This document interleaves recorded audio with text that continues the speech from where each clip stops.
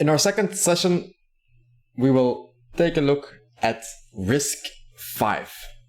And not only our second session, we will be talking about Risc-V for the rest of the semester. So let me first take a step back.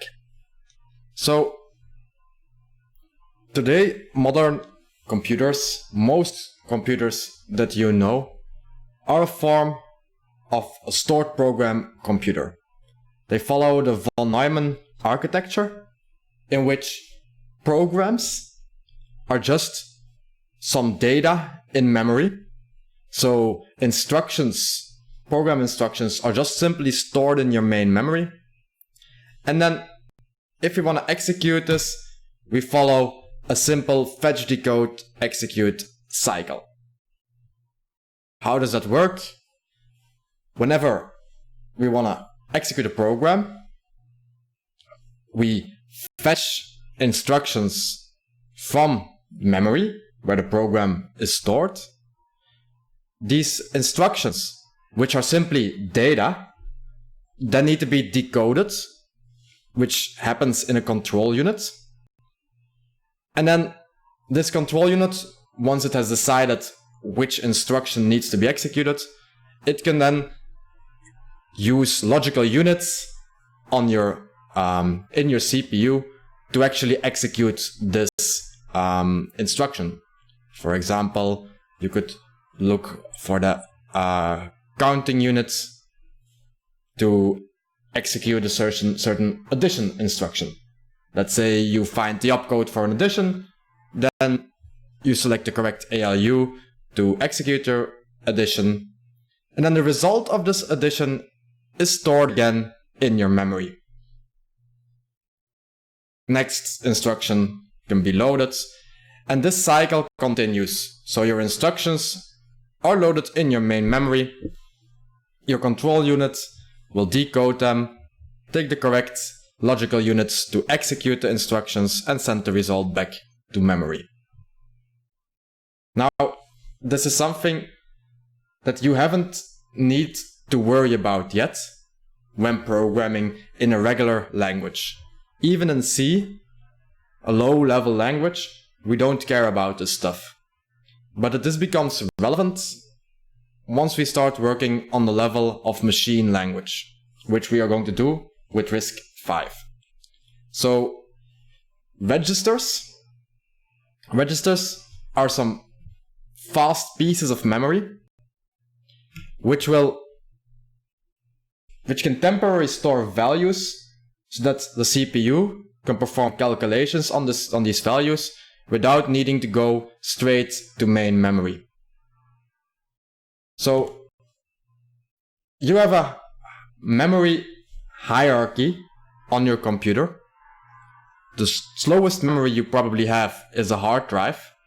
This can be an SSD or even slower, just a regular old hard drive. They're very, very slow. If for every instruction you would have to go to your hard drive, well, computers wouldn't be what they are today. Instead, whenever we load a program, maybe that program is stored on our hard drive, but whenever we start this program is loaded into your random access memory, which is much faster memory, much faster to access. But still, random access memory lives outside of your processor, and your actual processor is a thing that's doing the calculations. So, if for every instruction you execute on a machine, you have to go to your random access memory, then you're also going to get a very slow computer. Instead, there's an even faster form of memory, and that's the registers. So, registers inside of your processor, you only have a few. You don't have super many registers, but they are super fast memory since they're simply directly on your CPU. The values are stored directly on your CPU. Your CPU does not need to communicate with your random access memory to get these values. So we go from slower to a bit faster to very fast. We also have a cache in between where we can, this can be of an arbitrary size. You have more caching space than you have registers. And we will go into depth about caching in the future. Just know this cache will actually, whenever we load something from memory, this value will be stored in the cache as well, so that you can quickly retrieve it. But this cache is a lot smaller than the random access memory, so not everything can be stored in the cache. And you have all kinds of policy to determine what can be cached and what can't be cached. That's for the caching session. For now, it's enough to realize that up until now, in C, you've learned to work with this random access memory. But this is new. This was also new, probably. You work directly with addresses that either virtual addresses, but in the end, they refer to somewhere in this random access memory. Those addresses you've worked with in C. Well, today, in Risc-V and in machine language in general, not only will we work with addresses, we will also work with registers directly. Now, when we talk about machine language, what do we mean? Well, this is the language that your processor can understand. The language that the hardware can directly interpret to do stuff. This is the language of the hardware, basically. Right now, we're at the boundary. The machine language is the boundary between the hardware and the software. So, machine language, as I said, directly uses processor on-chip registers. You have many different types of instruction set architectures. So, many different types of machine languages. Just like you have different types of programming languages, you also have different types of machine languages. And we call these instruction set architectures. Now, for example, most computers, probably your computer, is an x86 machine. That means they use the x86 instruction set designed by Intel, maintained by Intel. If you have an Intel processor, you're running x86 instructions. In this course, we will work with the Risc-V instruction set. All of these machine languages are quite similar, but they differ in what instructions do they offer and so forth. Now, these instruction set architectures are basically specifications of, let's say, this instruction architecture has X amount of instructions, has these registers, and it's a specification. Hardware designers can now create a CPU that implements a certain instruction set architecture. So a hardware designer will look at these specifications and they say, okay, I need to create a processor that understands how to do an addition instruction and also a multiplication. Maybe doesn't need to have a subtraction operator. Your instruction set architecture determines what instructions are possible to be executed. You can have many different processors that all adhere to the same instruction set architecture. This is the reason you can buy many different CPUs from Intel, but they will all just work with the same instructions. And so programs compiled to x86 can be executed on many different x86 processors. Now, there are still different instruction set architectures, and typically a compiler will be the one that translates a low-level language, such as C, to one of these instruction set architectures. We don't write programs directly in machine language, simply because it's not very portable, and also compilers today are better in writing machine languages efficiently than we are. They can just do a better job. It's better to stick to languages like C for actual programming, unless you really need to be in the machine language level. Now, of course, in this course, for educational purposes, we will learn and teach you how to work with machine language. Why? It's still important to know what happens at machine language level. It's important that you can read a program that's being output by your compiler. When you write a program, What's being executed on your CPU is the machine language and nothing else. So if you really want to know what happens when your program is being executed, you need to understand machine language. Okay, machine language can be represented in a human readable form. I'm not even going to attempt to pronounce this word. Mnemonic? Maybe. But anyway, you can also represent it. A computer will represent this in binary, or will interpret this in binary. Computer doesn't talk any other language.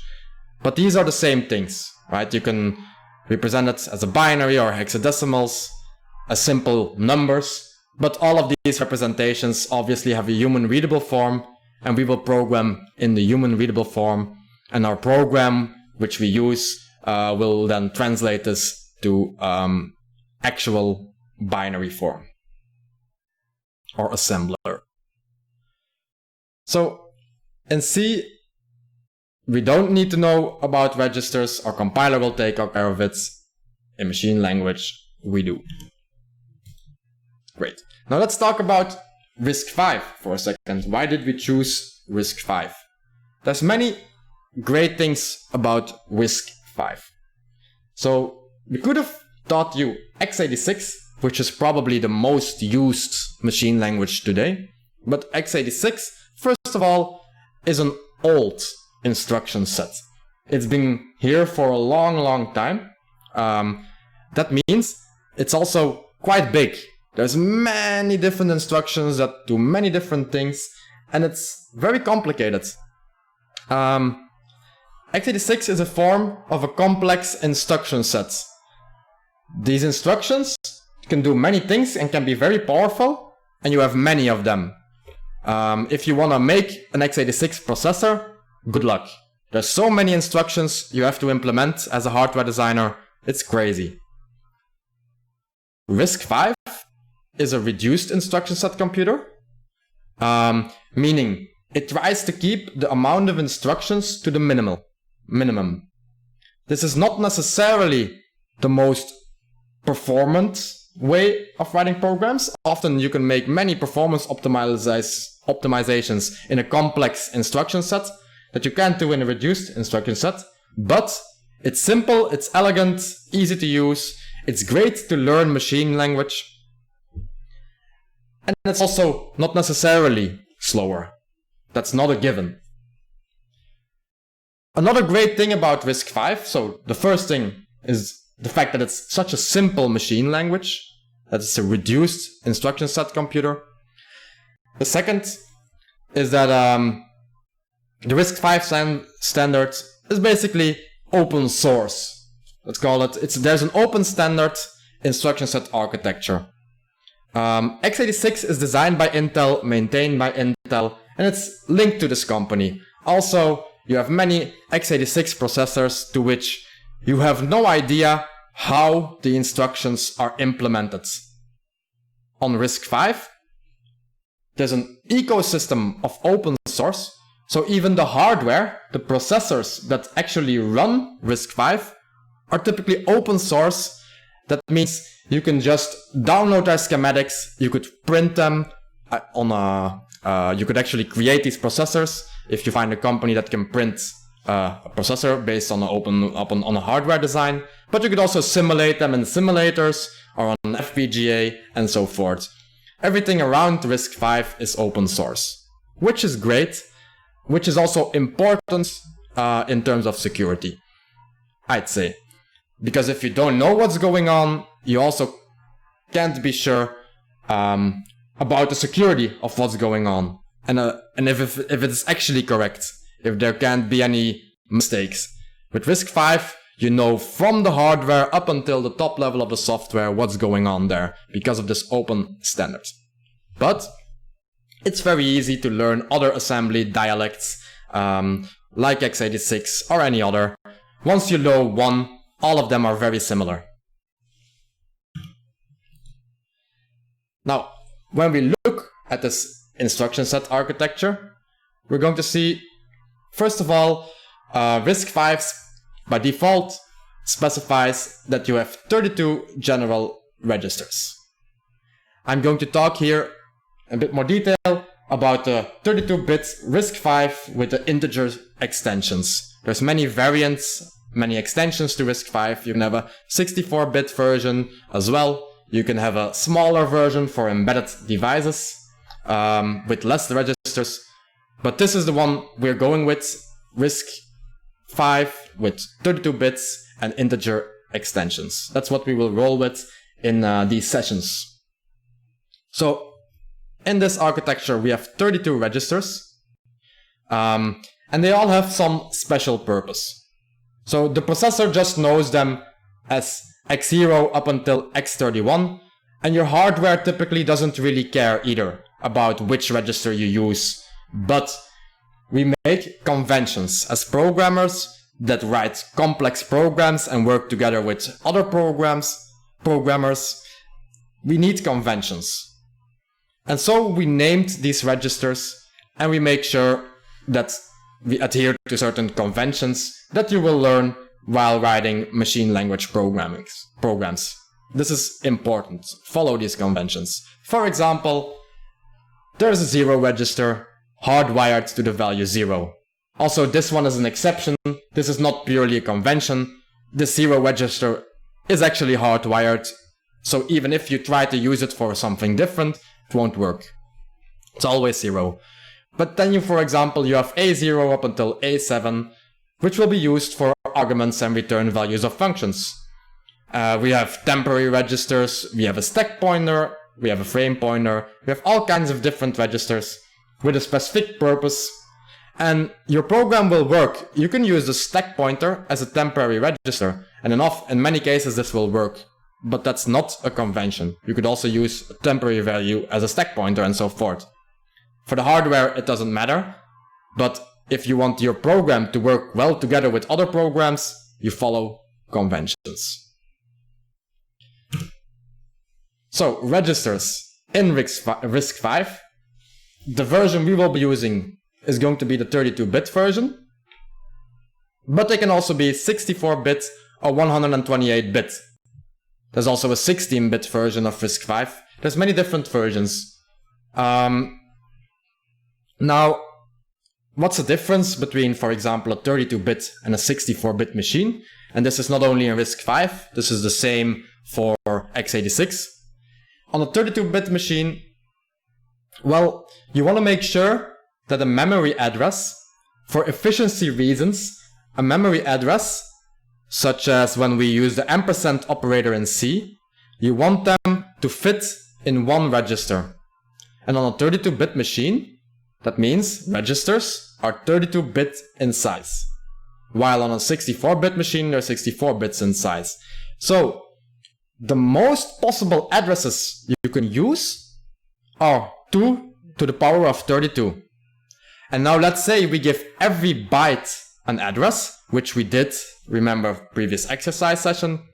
Then you have 2 to the power of 32 times 8, because we use byte addressing. We get the result 4.29 gigabytes.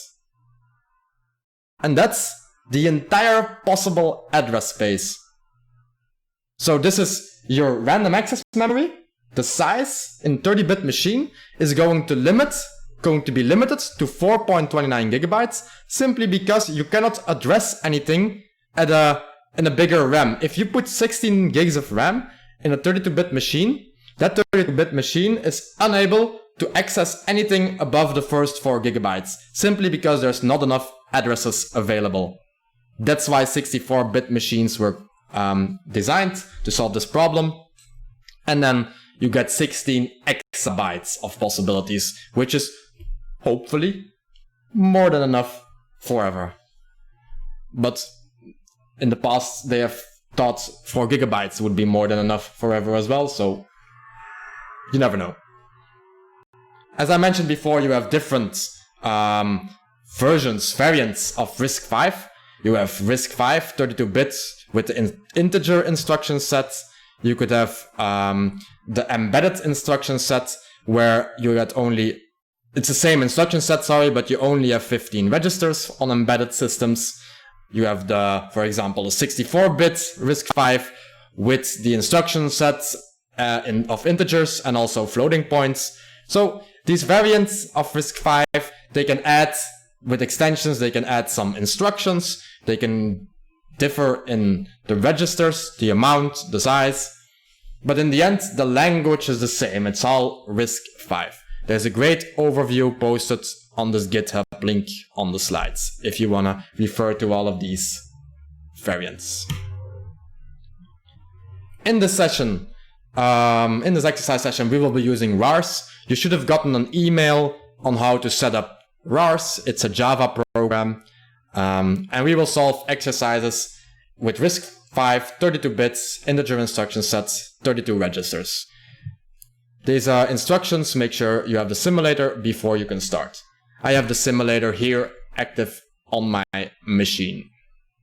That was a lot of introduction. Let's now get into the actual machine language. Basic Risc-V instruction will be written as follows. You have your operation, and then you specify some registers. This one uses 3 different registers. That's a basic type instruction. You specify 3 different registers. The first one you specify is going to be your destination. The second one is going to be this first source, and the second source. For example, A equals B plus C. You'd have B stored in S2, C in S3, and the result will be stored in S1, that's A. You can have more complex statements. For example, if you want to write A equals B plus C plus D minus E, well, you would have to break this up into multiple different add instructions. So you could you could use temporary registers to store in between values. This should be quite straightforward. Now let's look at our first very simple Risc-V program. This program, I'll go over it line by line to show you what happens. Now, these are registers. There's many more than the ones displayed. We indicate that with the points, but these are the registers we will use in this program, and these are the values in those registers. So these are actually the values in the registers when this program is done executing. So what does this program do? First instruction, add I T005. Always the first register is your destination register. That's where the result of the instruction will be saved. Next, as a source, remember add I adds 2 different registers and stores the result in the third registers. So add I here will add the 0 register to the value 5 and store this in T0. The add instruction will add T0, the register value in T0 and the register value in T1, add them together and store it in register T2. Now, you might wonder, what is this I? Why do we use this? Why not simply write add here? This I stands for immediate value. So notice that in this example, we have 1 register and 1 value. And in this add instruction, we have 2 registers. 2 registers, that's the default mode of operation. That's the default add instruction. When we use a value, then we have to add this I, which means immediate value. So this I refers to the fact that we write an actual value here.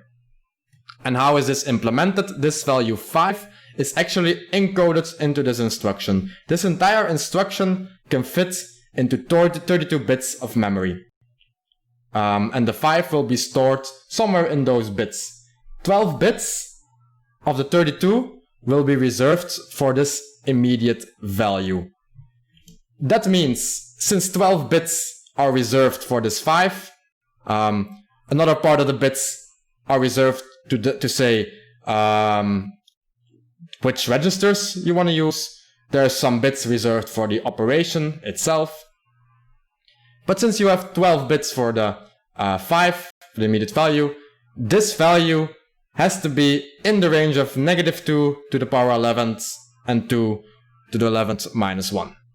So you have 12 bits of information, 12 bits of possible numbers to add as an immediate value. And they are signed so they can be negative. For add, the operands are just registers. So after executing this program, what we will see, our 0 register will always have the value 0. In the first line, we will add 0 to 5, which is 5, and we store that in T0. So that's a way to store a value in a register. You could add it to 0. So this stores 5, this stores 5 in the register T0. The second line stores 6 in the register T1. The third line adds register T0 to T1. That's 5 plus 6. That's 11, noted as a hexadecimal value right here in T2. Simple Risc-V program. Now let me show you this simple Risc-V program in action. So this is your Mars simulator. This is what you will see. You can write code here, as I did, the program exactly as was written on the slides. You can use this to assemble your file. This will translate this to machine code. Here's the machine code. This is your program. And now you can either completely execute it or single step it. Let's single step it using this arrow. So we're going to run this instruction per instruction. To the right, you can see all the registers. So let's see what happens. In the first line, right now, T0 is set to 0. Let's see what happens when we execute the first line. T0 was set to 5. Second line, T1 was set to 6. And now we expect after this line, T2 to be equal to 11 or 0x0b. This is how you can use your simulator. We could have also simply assembled and pressed the green button to do all steps at once. Alright, simple introduction. Let's make it a little bit more complex. When we write a program, a complete program, in a machine language, we typically divide our source file into sections. These sections specify different things of your program. So for example, we can specify a data section. In this data section, we can reserve memory, random access memory, locations, to store values. So this instruction here, this reserves 1 word of space in the random access memory. It places the value 10 in that word, and you can access the address through the label myValue. You might wonder who will do this. So the assembler will translate this to machine code, and whenever we start our program, our loader will make sure to load this value somewhere in memory and to make sure it's accessed in the code correctly. You can specify your text section, and in the text section you specify the code of your program. Within the code you can have labels, which you can use in the future to jump to different parts of the program. We will use a main label to denote the entry point of our program. Now, since this main label is the entry point of a program, other programs need to be able to call the main function of this program. To be able to make our main function visible to other files, we have the statement global main. Now, keep in mind, in RARs, you can have this setting, and that's initialize program counter to global main if defined. You have to activate the settings, like I just did. This will cause RARs to always start execution at your main function instead of just line 1. Great. So we've discussed all of these sections here, what they do. Now, whenever we load this program into memory, our main memory will look exactly like this. So, excuse me, I'm mistaken. Whenever we load this, we will have this value stored in main memory. This is the 10, and this is where my value is stored. Now, what we see here, the registers, the main memory, that's the state of our machine after this complete program has executed. Let me simply go over the program to explain to you what is happening here.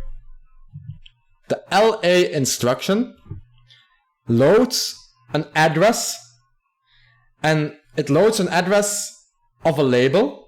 So you specify my value here, the label. It loads this address, you specify it here in the data section, into register A0, into the destination register that you specify. So after this instruction, the address of my value, which is 0x10010000, it stores that into A0. That's what's going to happen here. Next instruction, what this does is, this is basically A0. You can consider A0 to be a sort of a pointer. It's a register containing an address right now. And just like pointers in C, we can now use this address and get the value stored at that address. So with the load words instruction, we can specify an address by putting brackets around the address and then also specifying an offset. So what this does is, by specifying these brackets, is the machine knows in A0 there's an address. It loads that address from memory, and then, but it adds first this offset to that address. So it loads the address A0 plus 0, and it loads that value from memory into T0.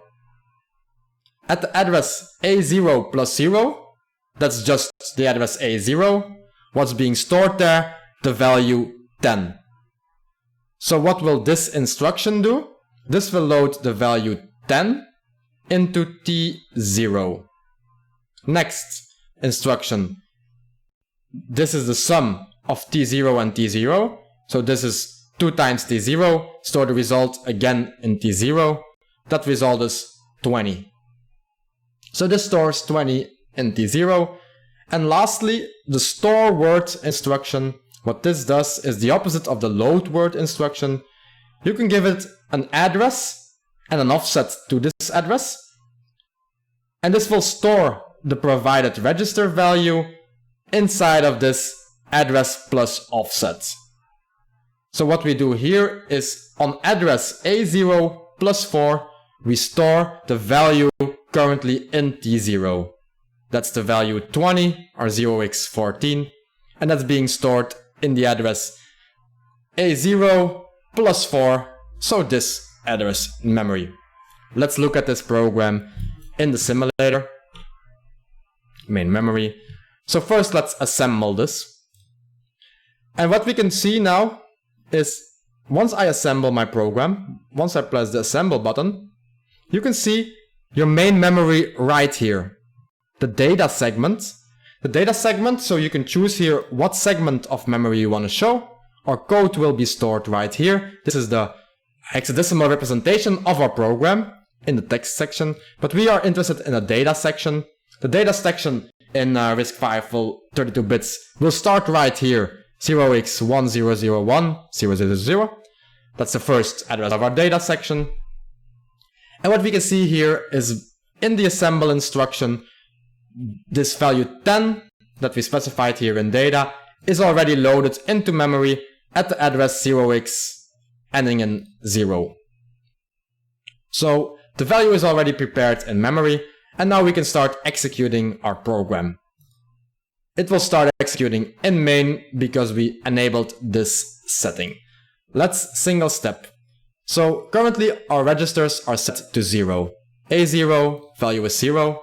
Let's update this. Let's load the address of my value, so this address, into A0. And as you can see, that's exactly what happened. Now, this you might consider this strange. I just had to execute 2 instructions to execute LA. What's going on here?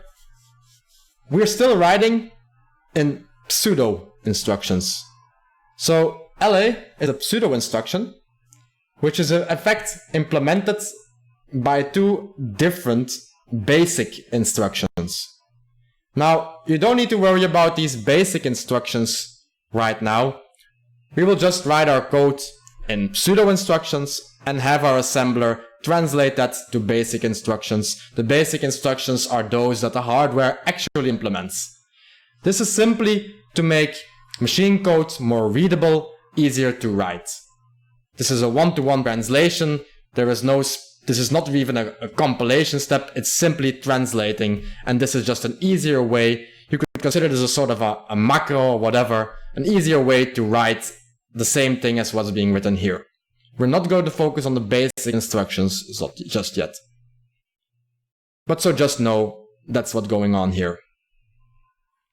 We executed our address, we loaded our address in A0. A0 contains the correct address right now.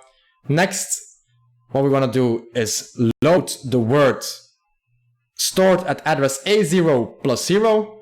We will load that into T0. So that's going to be the value 10. Load that into T0. Let's do that. And that worked. Next, we will multiply that by 2 and store the result in there. So we get the value 20. That worked as well. And then we store this value in T0, the value 20. We store that at the memory location in A0 plus 4.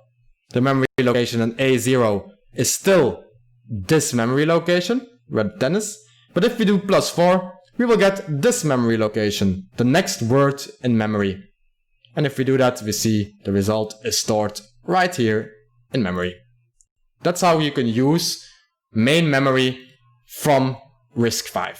So we've used load address, load word, and store word, all as a way to interact, to load values from our main memory to registers, to do some calculation with those values, and then we store the result back to our main memory. Now let's look at the possible data types, at some possible data types that we can use in our data section to declare some initial variables. Now, I could go look at our nice illustration here, but since we have our simulator, let's just open this program, data segments, and let's assemble it. By assembling it, our data segment will be ready. So what we can see, first thing that we declared here is empty space. Can we see? I wish we could see our source code together with the data segment here, but that's not allowed. So maybe it does make sense to take a look at the slides. Then we can have both together. This is going to be the same thing. So notice that this data segment is what you can see displayed right here. So empty. We made a label empty.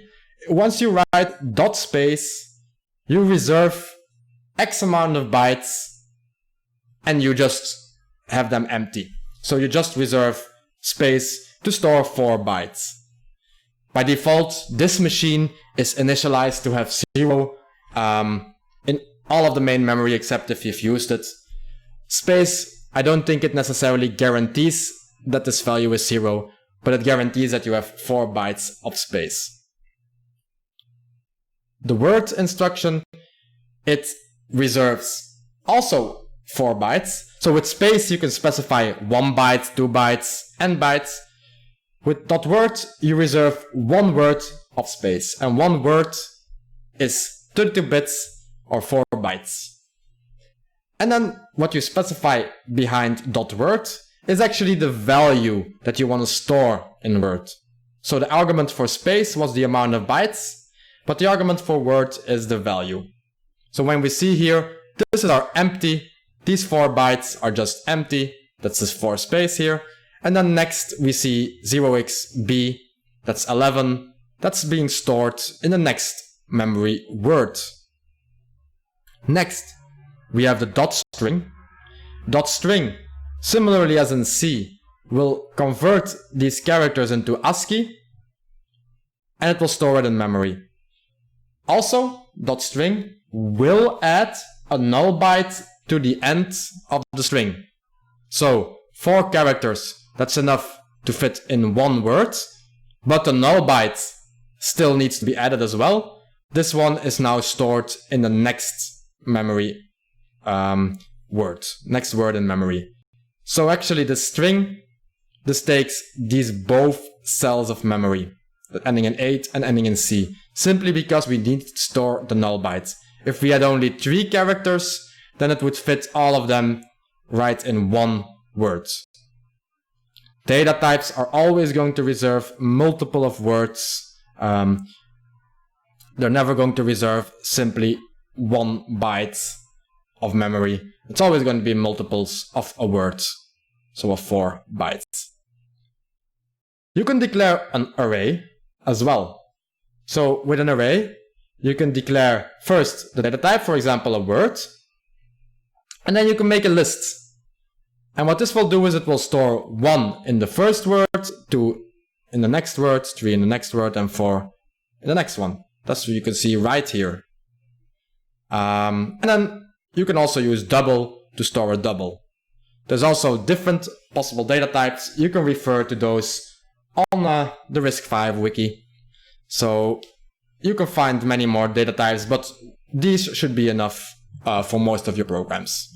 Up until now, we've worked with code that executes from the first line up until the last line, one by one, without any different paths the code can take.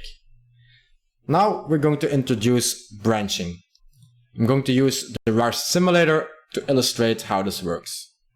So first of all, we're looking at a program here, which we will go through step by step in a second. And then what we have here is 2 new instructions. First, the MV instruction, which is a move instruction, simply moves the value from T2 to T1.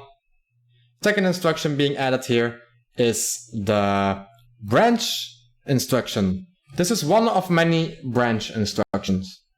This one means branch if my register is not equal to 0. So what will this instruction do? It will jump to loop to this point in the code, but only if T0 is not equal to 0. So if T0 is not equal to 0, jump to loop. If T0 is equal to 0, then we just continue to the next line. That's an example of a branch. Now let's look at this code when we compile it, when we assemble it. I assembled the code and let's execute. So our first line of code loads the address of result into A0. So our result will be this address, the first address in our memory again. We load that address, it's an A0, perfect. Now we load the value at that address into T0. Let's do it. T0 has the value 5. Then we add T1.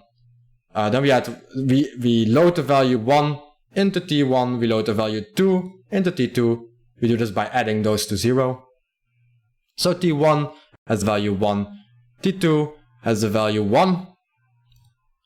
And then we store the sum of T1 and T2, which is going to be the value 2. We store that in T3. Let's execute. So now T3 has the value 2. Next, we will move the value of T2 to T1 and the value of T3 to T2. So you might not know what's going on here, but we moved the values. So let me go back, which you can also do. So we move T1 to the value of T2 to T1. So T2 right now has the value 1. We move that value to T2 has the value 1. We move that value to T1. So T1 is now also equal to 1. Then in T3, right now we store the value 2. We move that to T2. This stores the value 2. Then we subtract T0 by 1. T0 has the value 5. So subtract that by 1. It's now 4. And then we check if t0 is 0. It's not 0 right now. No, it's 4. So we will do this. We will jump to loop and we will start over. Again, we will add t1 and t2 together, stored in t3. We will do our move operations. We then add I, subtract this counter again by 1. And now it's equal to 3. So as you can already tell, hopefully, this will execute 5 times up until this value in t0 actually becomes 0. Let's quickly do that. Right now, t0 is 1. So we go to our last iteration. And right now, we see again, t0 is 0 now. So because it's 0, t0 is not equal to 0. It is equal to 0. So this instruction will just continue to the last instruction, which will store the current value in t3 into the memory location stored in A0. In A0, we still simply have this memory location, and we'll now store the value in t3 there. In t3, we have the value 0x0d, and that's going to be stored right here. There we go. Our program has been executed. Now, I'll show you the full program again in machine language. I've shown you how the machine executes this. Now, I suggest you pause the video for a second and you try to think, figure out what actually does this program do. We seem to provide 5 as an input, and then we get a result back stored in the same location. And it's actually calculating something. So pause the video to figure out what it is calculating. So hopefully you've been able to figure out what this program does. What this program actually does is it goes over the Fibonacci sequence for an X amount of steps. You specify the amount of steps right here in the input, and it will go over the Fibonacci sequence. So let me show you an example. So what this program calculates is right. The first, it calculates 2 by adding 1 and 1. Then it will find 3, because it will add 1 plus 2 is 3. 2 plus 3 is 5. 3 plus 5 is 8. And 5 plus 8 is 13. And 13 is the value that we have gotten as output. So this program, verify for yourself that this calculates Fibonacci. So I've had to remove myself for a second to be able to show the next slide. So we're going to show you as a last example how a simple C program can be translated to assembly. And then you could execute this program as well. Great. So conditionals.c, simple C file. What does it do? It creates 2 integers, a and b, stores 5 and 6. It creates a pointer, c, pointer to an integer. In the first line of the main function, we assign the address of a to c. Then we see if a is smaller than b, subtract a from b. If not, subtract b from a. And at the very last point, we will store at the address stored in c. At that address location, we will store the value 10. Great. Let's see how we translated that. First of all, these data declarations, you can see them right here. We make a data section, we declare our variables 5, 6, and for the pointer here, this is an empty pointer. We don't know what the value is yet. We simply need to reserve the memory. So a compiler needs to reserve memory. You right now, you're being the compiler. If you translate C to assembly, you're playing compiler. So you need to reserve space and memory to store this pointer in the future. And we do this, we label it C, we reserve 4 empty bytes. We're on a 32-bit machine, so our pointers will take 4 bytes. Great. Then, to translate the main function, of course we have to export our main symbol. We always have to do this. Then we start text section. We define the label main, and we start. So the first rule, or the first line in the C program, it stores the memory address of A into C. Now, C is located the different spot in memory than A. So let's see how this is done. First of all, the address of A is loaded into register A0, simply using load address. Next, the address, the value in A0, so this is the address of A right now. The value in register A0 is stored into the memory location named C, so this memory location. And if we want to store to a memory location, so we've seen before how to store to an offset to an address using an offset, similar to this load word, but then for store word. But now we're storing to a label. And when we store to a label, we need to provide a temporary register which will be used to resolve the address of this label. So the value in T3 will simply be overwritten, so don't use a register that you still need the value of. But so this line of code will actually store the address which is in A0 to the value to the label C. If you take these two together, these two lines together, execute the first line of code here. When this one is done, then the address of A is stored in the memory location C. Next, what happens? This instruction loads the address of B into A1. So remember, A1 holds the address of B. And what happens next? A0 is loaded into T0. So A0 currently has the address of A. A1 has the address of B.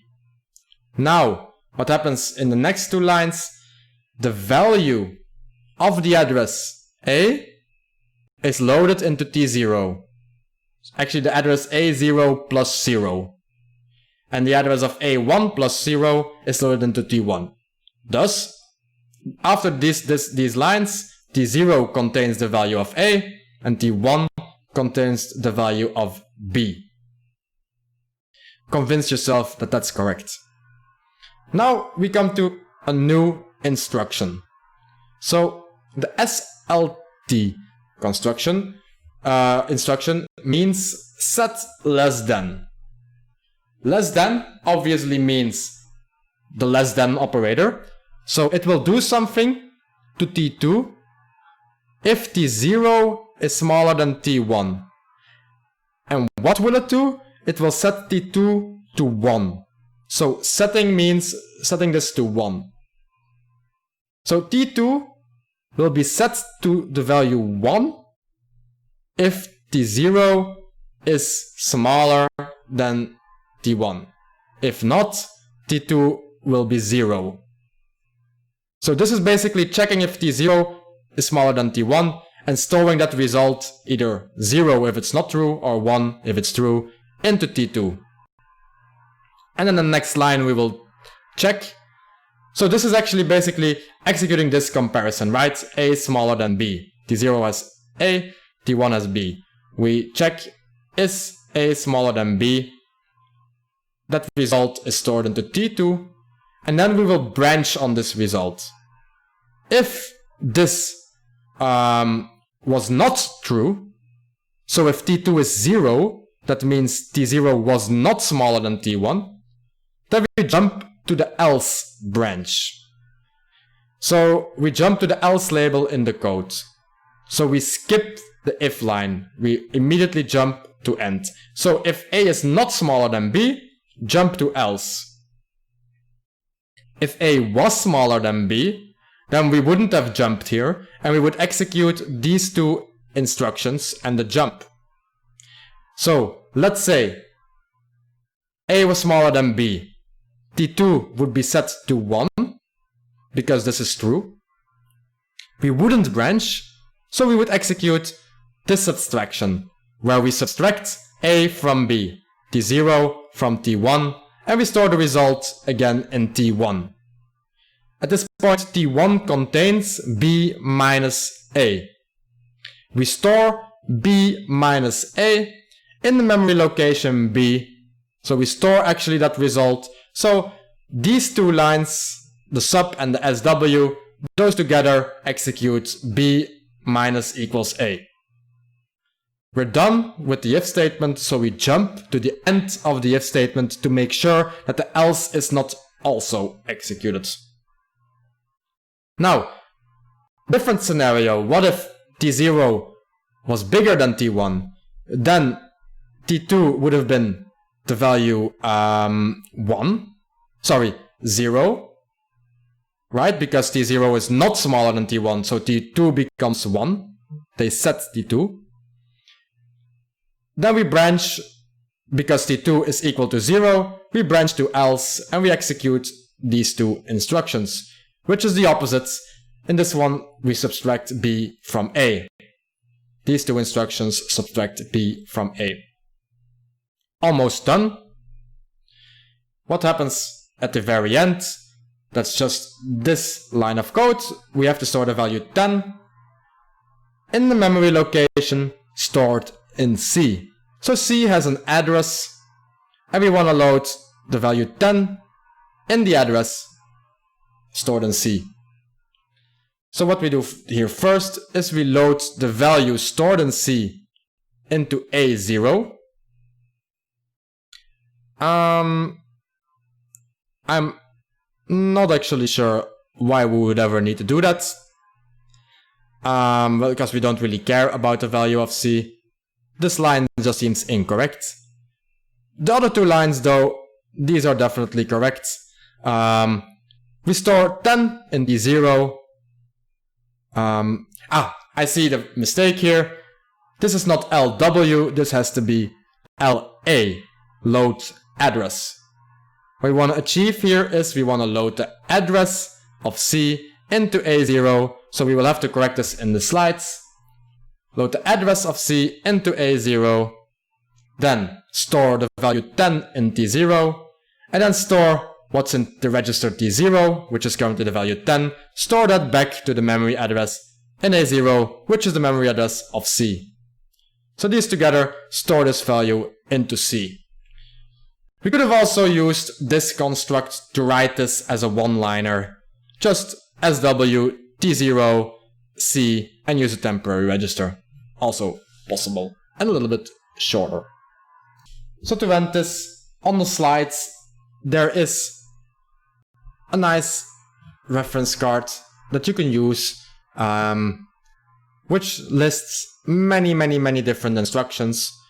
Also, we use RV32I here. These are the 64-bit variants of those instructions. You have a lot of information on here. These are the integer instructions, the loads, the stores, shifts, arithmetic, logical, many different type of instructions. And for your exam, you will get a card just like this. So on your exam, you're going to be translating C to Risc-V, and also maybe writing Risc-V from scratch. And you will get a reference card so that you know what all of the instructions are and how to use them. That was it for this introduction to Risc-V. Now you are ready to get started with the actual exercises and to finally write some machine language yourself. Good luck.